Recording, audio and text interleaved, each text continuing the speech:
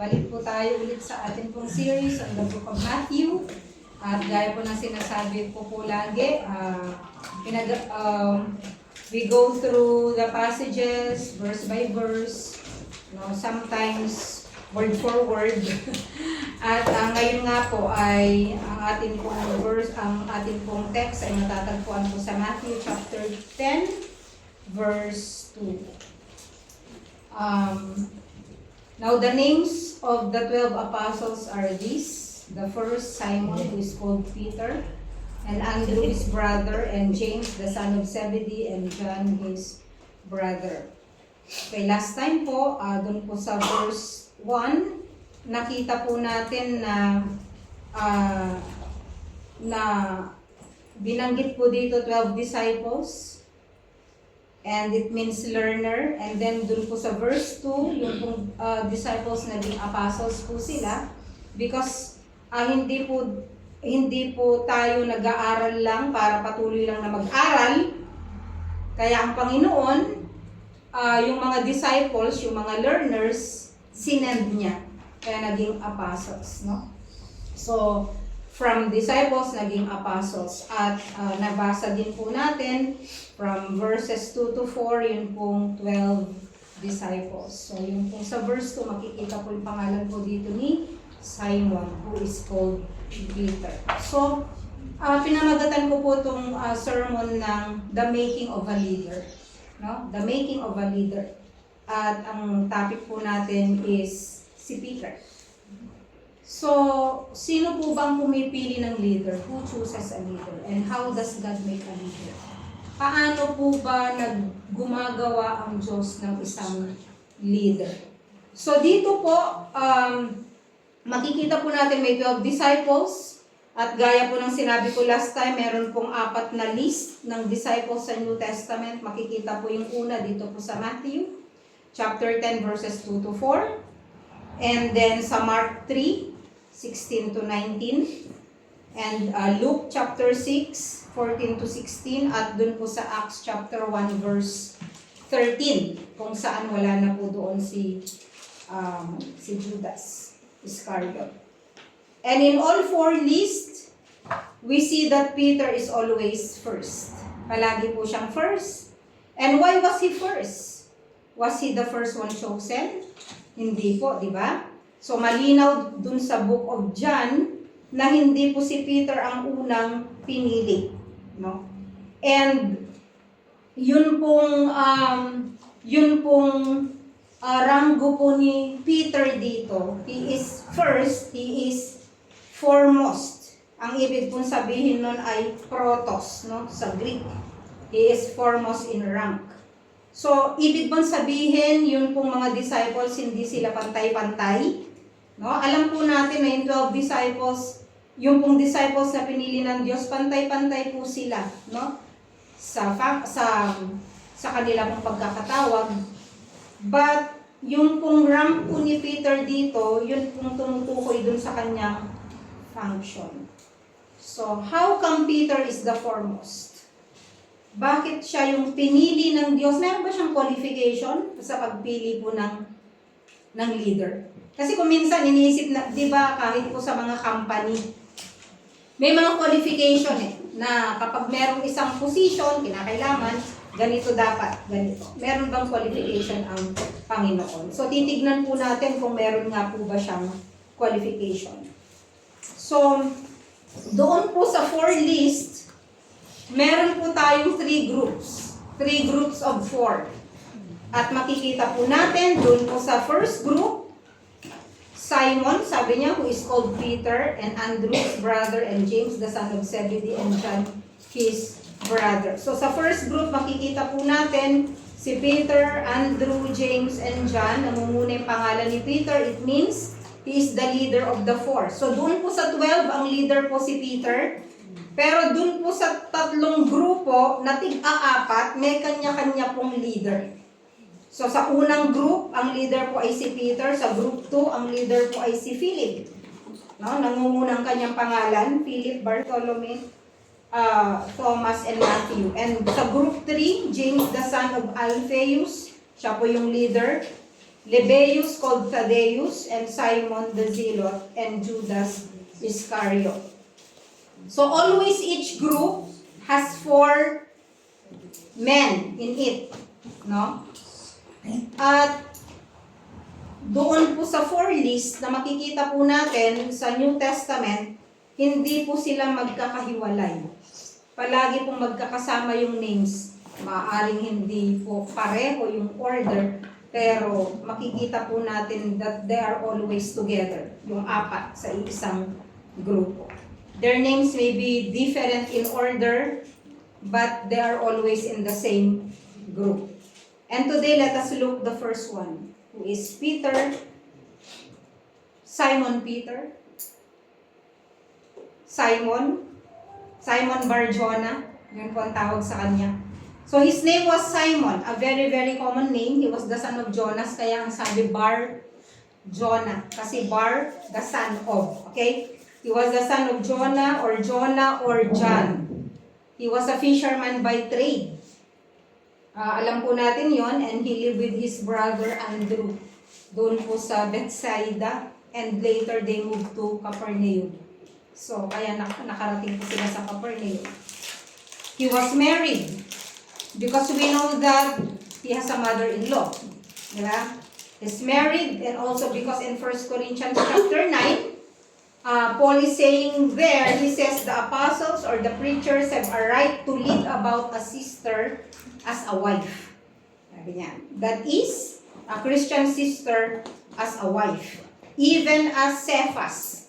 So, ang tawag sa kanya ay Cephas, which means stone. Ano yung Cephas? It is an Aramaic word. No? Aramaic po siya, pero the same lang ang ibig sabihin. It means stone. So, I think the Lord changed the name of Simon into Peter para palaging iisipin ni Peter na ako to. I'm a stone. Sa Tagalog, ang palayaw niya ay bato. So, yun ang pangalan, yun ang palayaw niya, no? Because he's a stone. Cephas, the rock in Aramaic. So, his life ay can be seen or makikita dun sa mga pangalan niya. His name was Simon, and then Peter, and then Simon Peter. Kung lalagyan po natin ng outline yung buhay niya, ito po yun. Simon, Peter, and Simon Peter. And now he's called Simon. He is always called Simon in 2 cases. No, tinatawag siya ng Panginoon ng Simon sa dalawang case or sa dalawang scenario. Number 1, in the secular case. Like it will say in Mark 1, Simon's house. Or in Matthew 9, Simon's mother-in-law. Or in Luke 5, verse 3, Simon's boat. Or in Luke 5, in verse 10, it says Simon's fishing partners. So it's in the secular case. And it also says in Acts chapter 10 that Cornelius found his way to Simon's location. In other words, when you just want to designate him in a secular way, ang tawag sa kanya ay Simon.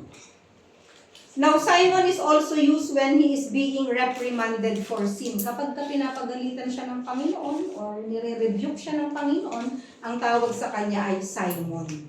No? If you remember, dun po sa John chapter 21, nung kinonfront po niya si Peter because he went back to fishing, iniwan niya yung calling niya, bumalik siya sa pangingisda. 3 times, sinabi po ng Lord sa kanya, hindi niya sinabing Peter, Peter, Peter. Ang sabi po ng Lord sa kanya, Simon, Simon, Simon. Simon, do you love me? Simon, do you love me? Simon, do you love me? Because he was being sinful. At nandun siya sa dati niyang pagkatao. Kaya, yun yung transition. And I think John knew him so well, he just called him Simon Peter. Kasi hindi niya minsan ma-figure out kung siya ay si Simon o siya yung si Peter. Kaya ang tawag niya sa kanya, Simon Peter. Okay. So he was being sinful. He is also called Simon in a sinful setting in Mark. In chapter 14, verse 37, they were up in the upper part of Mount Olives and they were praying. Sabi ng Panginoon, manalangin kayo. And sabi po ng Panginoon sa kanya, Simon, are you sleeping? Okay? And he reprimanded him for falling asleep. So he is Simon in his sinfulness. Simon in his secular identity. At yan nga po siya. Pero darating po yung pagkakataon na siya po ay tatayo sa kanyang pangalan. Ang pangalan po niya ay Peter. The first 12 chapters of the book of Acts revolve around Peter.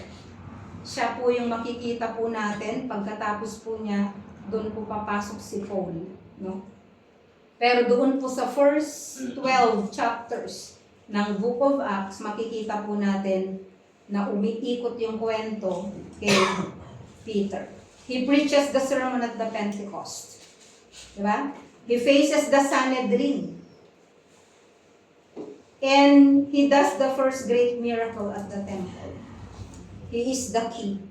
And God is going to make a leader out of this person. Kung paano po siya gagawin isang leader. Peter is a great example of a leader that God has fashioned according to His will. Kaya nga po hindi niya create, kasi creation is out of nothing eh. But He made. He makes. He makes leaders. At hanggang ngayon po ang Diyos gumagawa po ng leader. Hanggang ngayon. So maaaring tayo po yun. So I'm praying na makita po natin ang ating sarili sa buhay ni Peter kung ano yung pinapagawa po niya sa atin. At makita po natin ang kanyang pangungusap sa buhay natin ayon po sa liwanag ng kanyang mga salita. So he's a great example. So the four Gospels are literally filled with Peter. After the name of Jesus, no other name is used as much in the Gospels as the name of Peter. Pangalawa po sa pangalan ng Panginoon, palagi pong makikita mo si Peter. Nobody speaks as often as Peter. Palagi po siyang nagsasalita. And nobody spoken to as often as Peter by the Lord. Palaging siya rin po ang kinakausap ng Panginoon. No disciple ever so boldly confesses and so outspoken acknowledges the lordship of our Lord Jesus Christ, and no one denies it so boldly as Peter. No one is so praised and blessed as Peter, and no one else is called Satan but Peter. So, mas marami po, kung tutuusin, mas marami po yung rebuke ng Panginoon sa lahat ng mga disciples kay Peter. Pero, isang araw, siya yung pipiliin niya. No? Pero kailangan kasi pagdaanan niya ang mga bagay na ito because that will make him a stone or make him a strong leader in the future. So how does God make a leader? How does God take such an imperfect person and make him a leader? So meron po tayong pag-uusapan ngayon. First, you have to have the right elements of leadership. Of course, meron pong elemento ang leadership, no? The Lord recognized in Peter the right raw material for leadership. Meron po siyang nakikita kay Peter. Bagamat si Peter po ay hindi po perfect, meron pong nakikita ang Panginoon sa kanya. First, yung pong inquisitiveness. Does he ask questions? Sa pagpili ng isang leader, kinakailangan yung isang tao nagtatanong, marunong magtanong. People who don't ask questions don't end up as leaders. Bakit po? Kasi hindi sila concerned sa mga problems and solutions. A leader should be concerned about problems and solutions. Kaya si Peter, palagi po siya nagtatanong. Peter asked more questions than everybody else combined. Doon po sa mga disciples. Yung mga disciples nakatayo lang.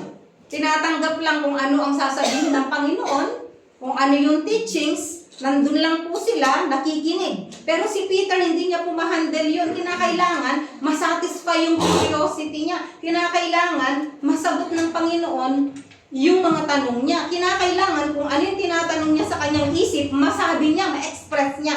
That is Peter. So nakita po ng Panginoon yun. It's Peter who asked the meaning of a difficult saying in Matthew chapter 15:15. Sabi niya, Lord, will you explain that to me? No? It was Peter who asked how often he had to forgive. Panginoon, ilang beses po ako dapat magpatawad? 7 times? Ang sabi ng Panginoon, no? 490 times. Diba? It was Peter who asked, Lord, what is the reward na piniprepare mo para sa amin na iniwan ang lahat? What is our reward? Yung pong mga 11 na disciples, hindi po sila nagtatanong. Maaaring nahihiya sila. Pero si Peter, tinanong niya, Panginoon, ano naman po ang reward namin?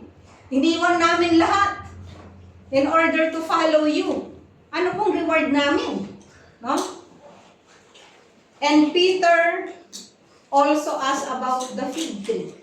Yung fig tree na wither. Tinanong niya, bakit nangyari yun? And it was Peter who asked the meaning of the things that Jesus said about the approaching kingdom. Siya po ang nagtanong nun. And after Peter was told he was going to die as a martyr, yun po sa John chapter 21, di ba, sabi ng Panginoon sa kanya, pupunta ka, dadalhin ka sa isang lugar na hindi mo gustong mapuntahan. So the Lord is referring to his death as a martyr. And he asked again, sabi niya, how about him? Diba? Siya po, anong mangyayari sa kanya referring to John? And the Lord said, it's none of your business. Diba? Sabi ng Panginoon sa kanya. So, ang sinabi niya, anong mangyayari? So, this Peter also asked questions about the risen Christ in John chapter 21. So, palagi po siyang nagtatanong. So, yun po yung isang elemento ng isang leader na nagtatanong. Pangalawa, yung initiative. Leadership always takes initiative, and the Lord saw that in Peter. When the Lord asked a question, sino po sumasagot? Si Peter. Who touched me? Sabihin niya, ang dami naman pong tao dito. Sabi niya, but it's the lady over here. Diba? Siya po yung nagsasabi. Whom do men say that I am? Sumagot agad si Peter, Thou art the Christ, the Son of the living God. No, palaging po kung siya ang sumasagot.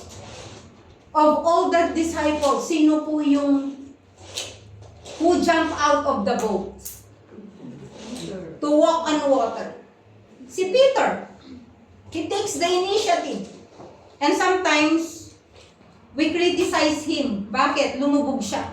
Si Peter lumubog kasi nawalan siya ng pananampalataya. Pero hindi natin maisip, yung 11, hindi nga sila humakbang mula dun sa boat eh. It is only Peter na humakbang mula po dun sa boat. And also we criticize him because he denied the Lord Jesus Christ, di ba? So lagi po natin sinasabi na dininay niya ang Panginoon, no? Pero madali pong sabihin yon.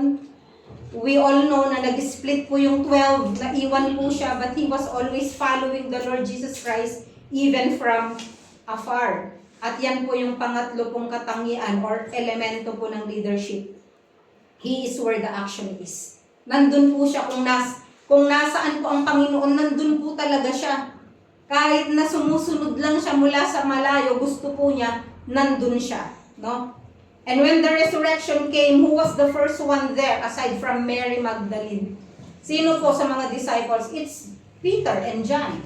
Nandun po siya, tumakbo siya. Gusto niyang malaman kung nandun nga at totoong nabuhay ang Panginoon. And so how does God make a leader? First, meron dapat right elements. At nandun nga po kay Peter yun, inquisitiveness, initiative, and action. Pangalawa, the right experiences. God uses the right elements in a person. Kung ano ang meron ka, kung ano ang katangian mo, gagamitin yun ng Lord para buuin ka na maging isang leader. Pero, Sa pangalawa, He will also put the right experiences in your life. So, hindi lang po yung right elements or right raw materials, kung hindi yung pangalawa, yung right experiences. Alam nyo po, sa experience natin sa buhay, walang sayang.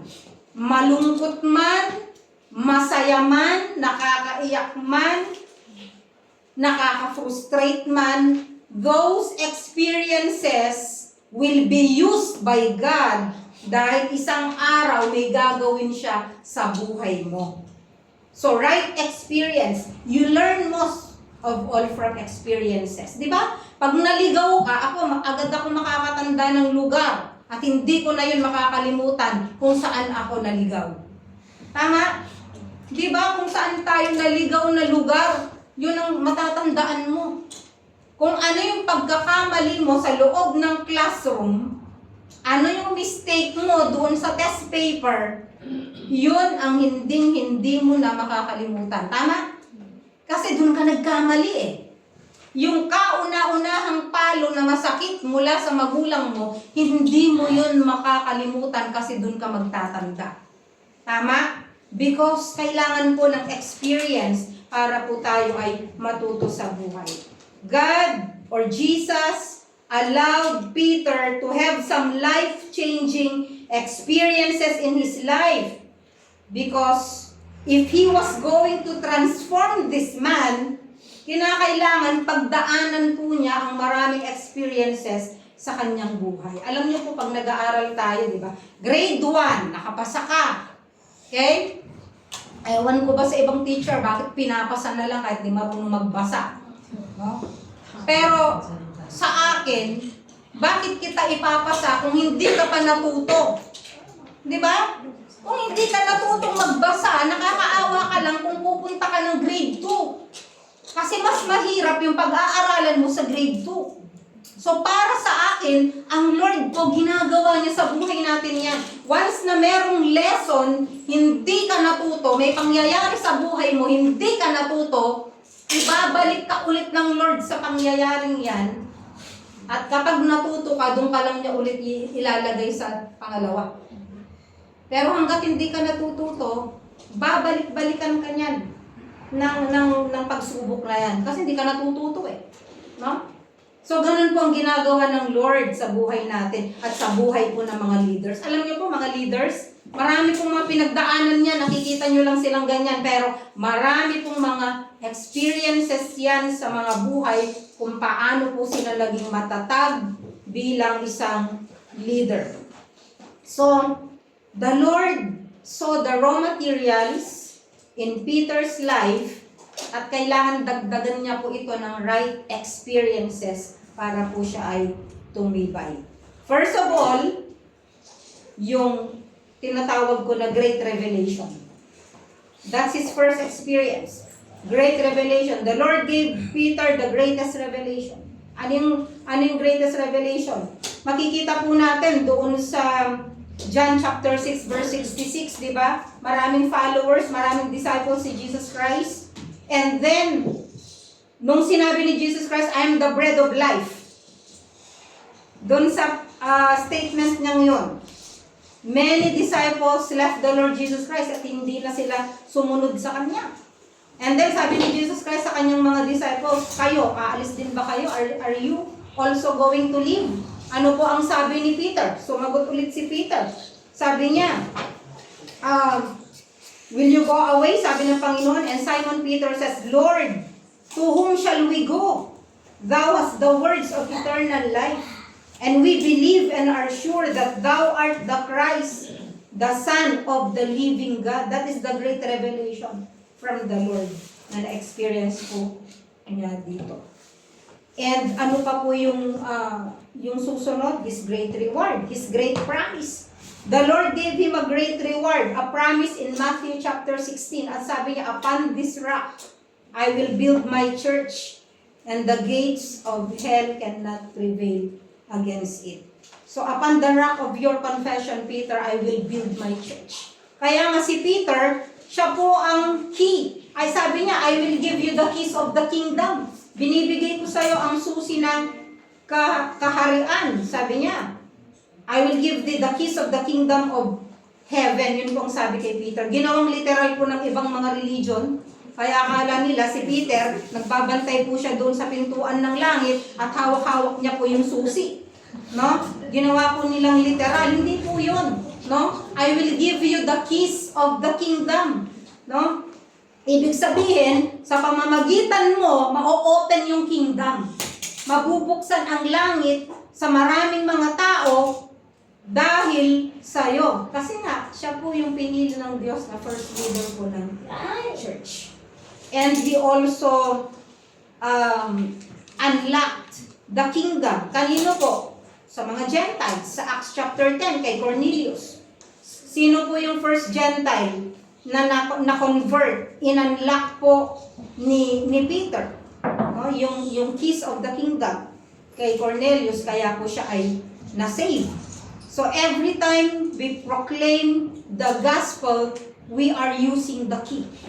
Alam niyo ba, we unlock the keys of the kingdom kasi nakasara po ito sa mga tao. They cannot enter the kingdom of God without the proclamation of the gospel. Pero ang sabi po, I will give you the keys of the kingdom. Yun ang sabi po ng Panginoon. And you also experienced the great rebuke from the Lord Jesus Christ, Matthew 16:21 to 23. Ang sabi po dito, from that time, Jesus began to show His disciples that He must go to Jerusalem and suffer many things from the elders and the chief priests and scribes and be killed and be raised up on the third day. Tignan niyo po yung verse 22, doon po sa Matthew chapter 16. Peter took Him aside and began to rebuke Him. Ano pong ginawa ni Peter? He took the Lord aside. Ewan ko kung hinila niya o kinalagkad niya, no? But he took the Lord aside and began to rebuke Him. Sabi niya, hindi ito dapat mangyari sa'yo. Sabi niya, Peter took Him aside and began to rebuke the Lord Jesus Christ, the Creator of heaven and earth, saying, siguro sabi niya, I already have the keys. No? Sometimes, liyan ang hirap sa leader, overconfidence, di ba? Pag binigyan na siya ng authority ng Panginoon, sometimes yun po yung danger. So, Peter began to rebuke his leader. He began to rebuke Jesus, saying, God forbid it, Lord. This shall never happen to you. Kasi nga, sinasabi ni Jesus, I have to go through all of this and I have to die on the cross. Kasi yun ang mission ng Panginoon. He has to die on the cross. Kasi kung di siya mamamatay sa cross, wala po tayong salvation.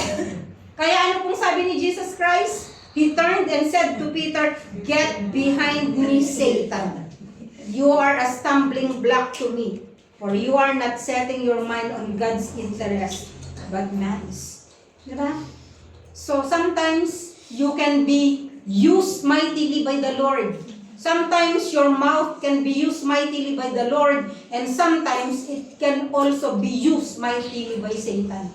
Imagine mo, walang tinawag na iba ang Panginoon na Satan, kundi si Peter.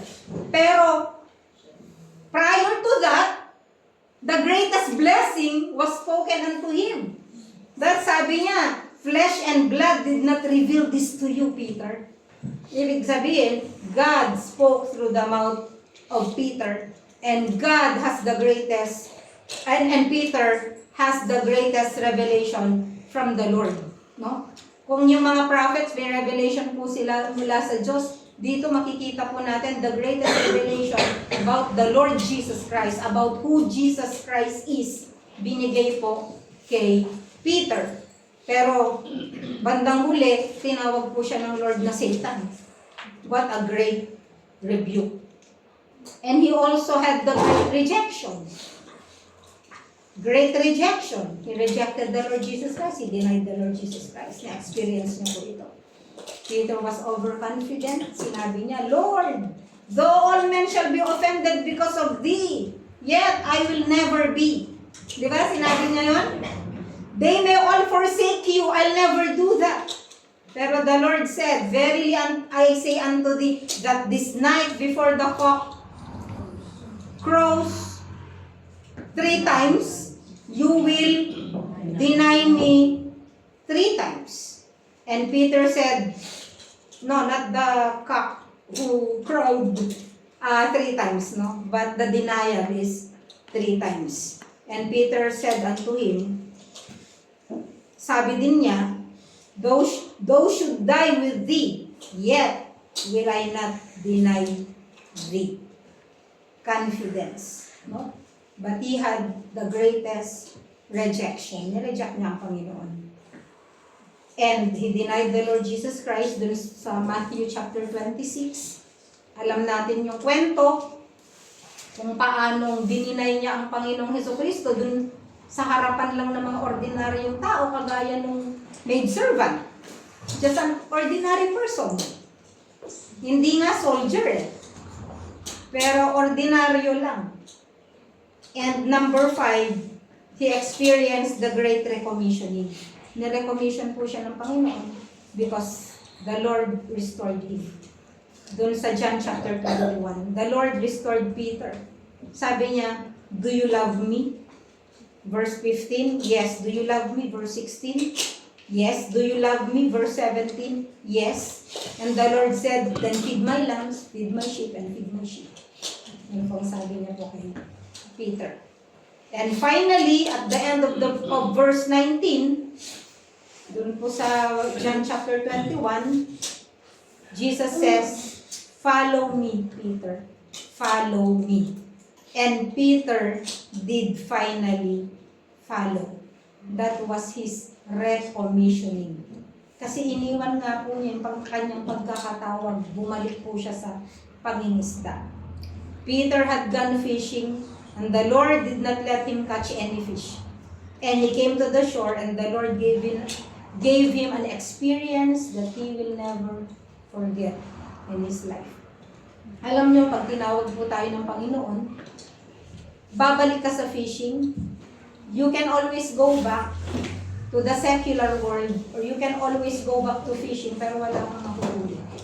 Ibig sabihin, kung ang plano ng Diyos, eto sa buhay mo, at tinatalikuran mo, ang plano ng Diyos sa buhay mo, walang mangyayari sa buhay mo. Ibabalik ka pa rin ng Panginoon. Kasi, yun ang pagkakatawag mo. And, yun po yung experience ni Peter. His great revelation, his great reward, his great rejection, and his recommissioning. And those were the key experiences in his life. And they led to what we call the greatest leader of the church. At siya po ay si Peter. So how does God make a leader? Right elements, right experiences, and of course, yung pangatlo, right lessons. Merong mga lesson dapat na natututunan ang isang leader. Sa lahat ng nandito na nasubukan maging leader ng kahit na anong organization, alam nyo ito, you have the right elements, you have the right experiences, and the right lessons. Marami tayong mga lessons na natutunan sa buhay. The first lesson that a leader needs to learn is submission. Natutunan po ito ni Peter, no? Jesus taught him to be submissive to the powers that were ordained by God. Ano yung example po dito? Yung naalala nyo po nung sabi ng Panginoon kay Peter na mangisda ka, yung unang isda na makukuha mo, meron yung laman na coin at bayaran mo yung tax natin. O sino hindi nagbabayad ng tax dito? Magbayad na kayo. So, tinuruan po ng Panginoon si Peter na maging submissive. Kasi merong tendency kasi na sasabihin ni Peter na, naglilingkod ako sa anak ng Diyos. I don't have to pay my taxes. Di ba? Pero tinuruan po ng Lord si Peter na maging submissive po doon sa authority. Sa unang lesson ay yung pagbabayad ng kanyang tax. Sabi niya, bayaran mo ang tax natin. So kahit ang Panginoon, nagbayad po ang tax. Hayaan nyo na kung kinurakot, ang mahalaga, nagbayad ka ng tax. No? Ginawa mo yung part mo. And Jesus and Peter learned his lesson. Paano po natin nalaman na he learned his lesson? Because he wrote the book of 1 Peter and 2 Peter. At dun sa 1 Peter chapter 2, verse 13, Peter wrote this, "Submit yourselves for the Lord's sake to every human institution, whether to a king, as the one in authority." So, sinulat niya yun. Hindi niya po isusulat ito kung hindi niya ito natutunan sa Panginoon. Sinabi niya, submit to all authority. Pangalawa, hindi lang po yung pagiging submissive ang kinakailangan na matutunan ni Pedro. In order for him to become a great leader, yung mga kahinaan ni Pedro, tinutuwid ng Panginoon. Yes, hindi po tayo perfect, pero dapat po na matuto tayo para ma-improve po natin yung ating mga sarili. Kaya nga si Peter, mahina po siya doon sa submission. So, anong ginawa? Tinuruan po siya ng Lord ng submission. Pangalawa, padalos-dalos po si Peter. Diba? Kung makikita po ninyo, dun sa 12, si Peter po yung always in action. Hindi siya mapakali. Diba? Hyper. And siya rin po yung walang control sa kanyang sarili. No? So, a second lesson that a man like Peter needed to learn was restraint. Hindi niya po mapigilan yung kanyang sarili. Ang example po dito ay nung naalala niyo po nung binetray ni Judas si Jesus Christ. Ano po ang ginawa ng Panginoon? Ay ano pong ginawa ni Peter? Kumuha po siya agad ng itak. Anong ginawa niya? Nakita po niya si Malchus. Inalis niya yung tenga. No? Lalaban na ba kami? Diba? Sabi dun sa movie. Pero ganun po yung temperament po niya. Hindi niya mapigilan yung kanyang sarili, kaya nga di ba, kaya nga siya lagi nagtatanong eh. Kasi hindi niya kayang pigilan yung mga tanong niya. So the same thing, maging sa kanyang action, hindi niya po kayang pigilin. Kaya nung nakita niya na pinapaligiran ng maraming mga sundalo, kinuha niya yung itak at yung una niyang nakita, no? Iniwan niya yung kanyang tenga, no? But the Lord reached over and gave Malchus a new ear. Binigyan niya po ng bagong tenga at yun po yung sinabi po niya kay Peter na put that sword away. Sabi niya, you live by the sword.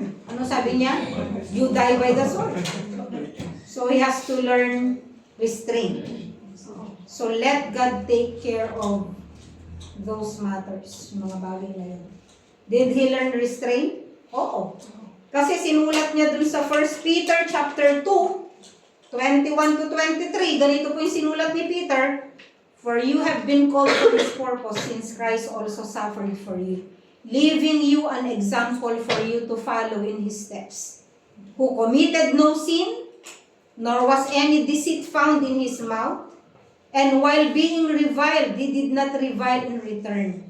While suffering, he uttered no threats, but kept entrusting himself to him who judges righteously. Nakita niyo sa buhay po ng Panginoon. So every time we read the Bible, huwag mong isipin na parang fairy tale ang Bible. No. Mga totoong taong nabuhay ito. Ang Lord, totoong tao na nabuhay po dito sa lupa. At ang mga disciples ay totoong mga disciples na kasakasama ng Panginoon at totoong nakita nila yung buhay po ng Panginoon. Kaya nga po si Peter, nung sinulat po niya ang book of Peter, 1 Peter and 2 Peter, nandito po lahat yung nakita po niya sa Panginoon. At nandito lahat yung mga natutunan niyang mahahalaga sa Panginoong Hesukristo. Pangatlo na kailangang matutunan po ni Peter ay humility. Kasi wala siya nito. He is overconfident. No? And he learned his lesson because he wrote also in 1 Peter chapter 5, verse 5, no?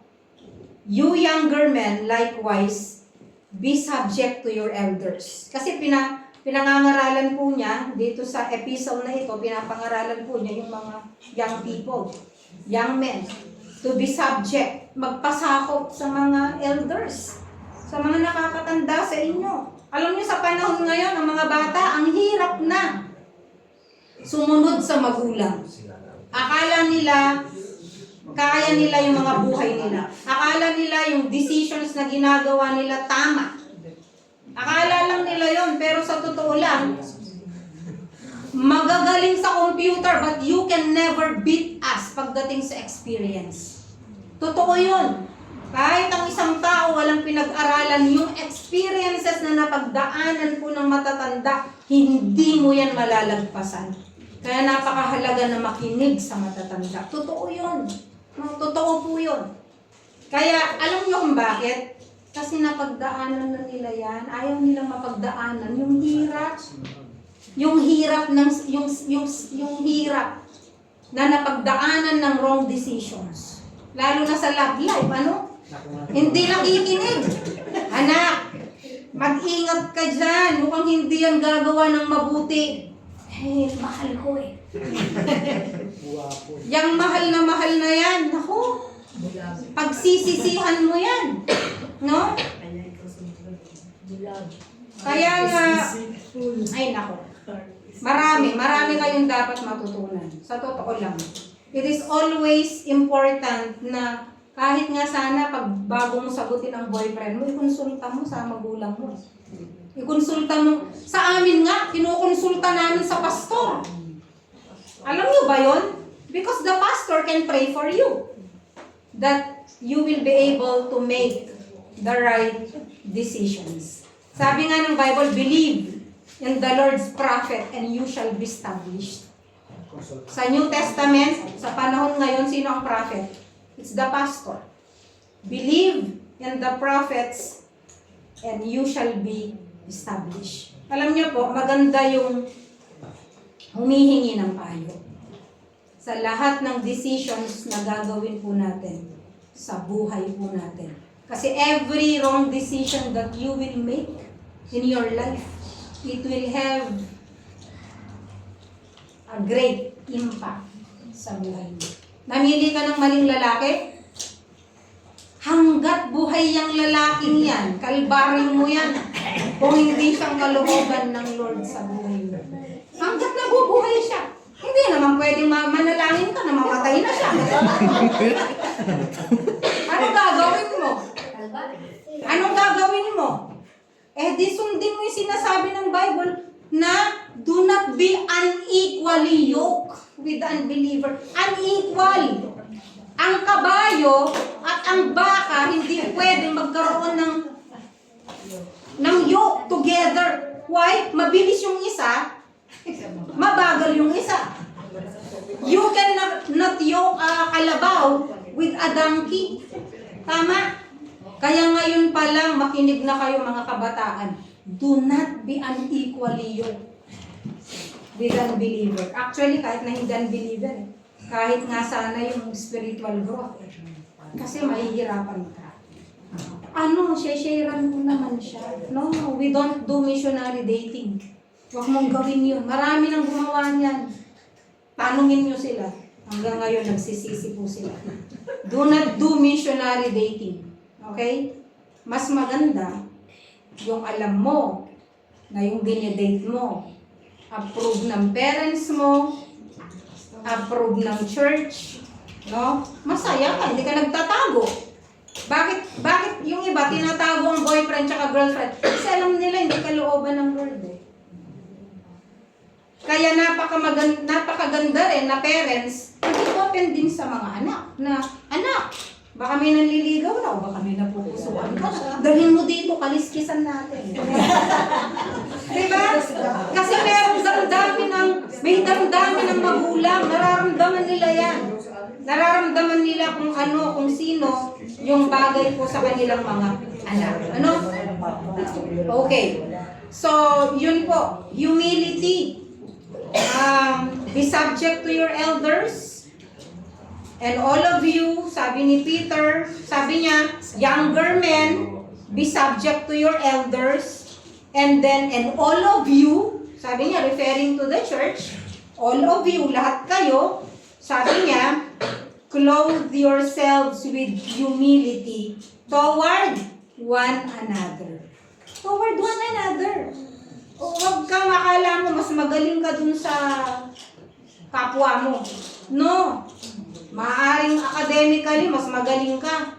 Pero marami siyang alam na hindi mo alam. Marami siyang mas magaling kaysa sa'yo. No? Baka alam mo lahat i-memorize, lahat ng ingredients, ng high cuisine, lahat ito, memorize mo. Pero, yung taong yon na hindi niya memorize yan, nagluto lang, simple lang. Bakit? Experience. Diba? So, ganun po. Clothe yourselves with humility toward one another. Ito po yung sinabi niya. For God is opposed to the proud, but gives grace to the humble. Why? Peter experienced the grace from God. Natutunan niya na the Lord has been gracious to him. No? Also, pang-apat na matutunan ng leader is sacrifice. No? Doon po sa John 21:19, ang sabi po ng Lord sa kanya, somebody's going to come and bind you and take you where you don't want to go. And I'm speaking about the death you're going to die. No? For me, yun ang sinasabi niya, paraphrase. So, Peter, handa ka bang maging martyr? Kaya nga doon niya sinabi yung what about John, di ba? Okay, magiging martyr na kan mangyayari sa kanya, no? Sabi niya. Pero natutunan po niya ito dun sa 1 Peter 4:16, sinabi niya, but if anyone suffers as a Christian, he is not to be ashamed, but is to glorify God in this name. So natutunan po niya yung suffering for the Lord Jesus Christ. Kasi bago naman po siya namatay, natutunan po nila yung persecution, yung suffering for the Lord. And of course, yung pinakamahalaga, he needed to learn also love. Love.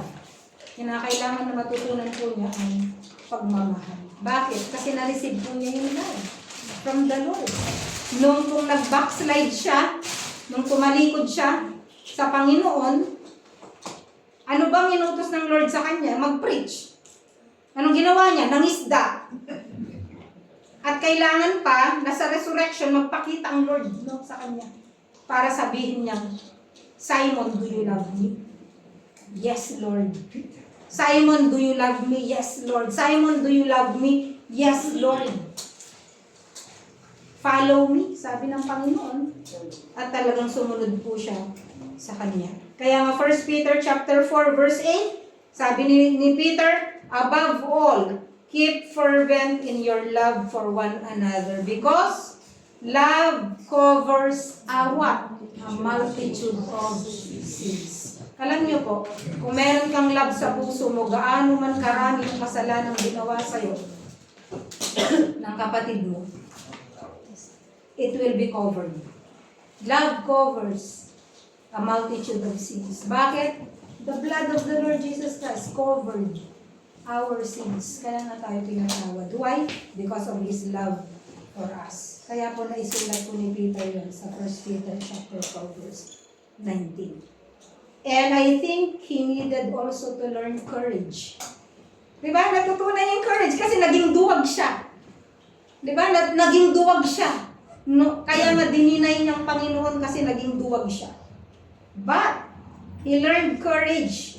Bakit? Doon po sa Acts chapter 4. He goes in front of the Sanhedrin. Siya po mismo, nagpunta siya sa harap ng Sanhedrin. No? At ang sinabi niya, it is better to obey God rather than men. Di ba? Parang sinabi niya, mamatay kung mamatay. Kasi di ba pinagsabihan siya na, huwag ka nang magpipreach tungkol sa pangalang ito, referring to the name of the Lord Jesus Christ. Pero sabi ni Peter, it is better to obey God rather than men.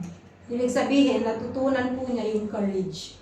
Kung noon naduwag siya, because he saw the risen Christ, nandun po yung boldness to preach the Word of God. So he needed to learn submission, The Lord taught him submission. He needed to learn restraint. The Lord taught him restraint. He needed to learn humility. The Lord taught him that. He needed to learn grace and sacrifice and love and courage, and all of those lessons the Lord gave him.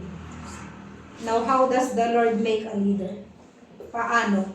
He takes the right elements, puts it, and mix it with the right experiences, and give the right lessons. And he came out with Peter. Nabuo po niya si Peter. Kaya nakita po natin na he is the leader of the church. He is the one who makes the move to replace Judas with Matthias. Pinakinggan siya ng mga disciples. Kasi they look up to him as their leader. Kaya kahit hindi mo sabihin, alam nila si Peter, leader nila. Hindi sinabi ni Jesus Christ yun na, eto si Peter ha, leader niyo siya. Walang ganun eh. But I believe na doon pa lang sa choosing of the 12, nakita na nila na pag sinabi ni Peter, di ba? Kaya nga nung sinabi ni Peter na, Lord, hindi ka namin i-deny. Sabi ng Bible. And the rest of the disciples also said it. Parang sinabi nila, sabi ni Peter, ganon din kami. No? They followed Peter. So talagang si Peter ang leader. He becomes the spokesman of the church in Pentecost. Dun sa Acts chapter 2, nag-preach siya. Isang beses lang siya nag-preach. Ilan ang na-convert? 3,000. A fisherman. Hindi si Matthew yung ginamit niya na medyo educated. Hindi rin si John. Diba? Ang ginamit si Peter. Bakit? Kasi ginawa siya ng Lord. Tama na yung kanyang mga experiences. Tama na yung kanyang mga lessons. At tama na yung mga elemento na nasa kanya para gawin siyang isang leader ng church. Kaya, dun sa Acts chapter 3, pinagaling din po niya yung lame man. Ano pa? He defied the Sanhedrin, Acts chapter 4. He dealt with the hypocrisy of Ananias and Sapphira sa Acts chapter 5. Diba? Sabi niya, bakit ka nagsinungaling sa banal na spirito? Si Peter yon. He dealt with the problem of Simon the magician in Samaria, Acts chapter 8. He healed Aeneas and raised Dorcas from the dead. Alam mo ba na? He raised Dorcas. Si Dorcas, si Tabitha. Iisa po yun. He raised Dorcas from the dead. Hindi po nagkaroon ng experience na ganyan yung ibang disciples. Si Peter lang. Diba? Meron din siyang binuhay mula sa mga patay. He took the gospel to the Gentiles. Acts chapter 10 and 11. And he wrote 2 marvelous epistles in the Bible. Alam natin siyempre, 1 Peter and 2 Peter, where he repeated all the lessons that he has learned from the Lord Jesus Christ. And pass them on to us. No? Ipinasa sa atin ang lahat ng lessons na kanya pong natutunan. So God is still in the process of making leaders. Maaaring sa tingin mo, hindi ikaw yon, pero how do you know? Maaaring isa ka doon. Or isa ka doon, or ikaw yon. You could be that person. And ask the Lord to make you into the leader that He wants you to be. He will use all the elements that are in you, and He will put the right experiences and the right lessons into your life, and He will make you a great leader. And that is Simon.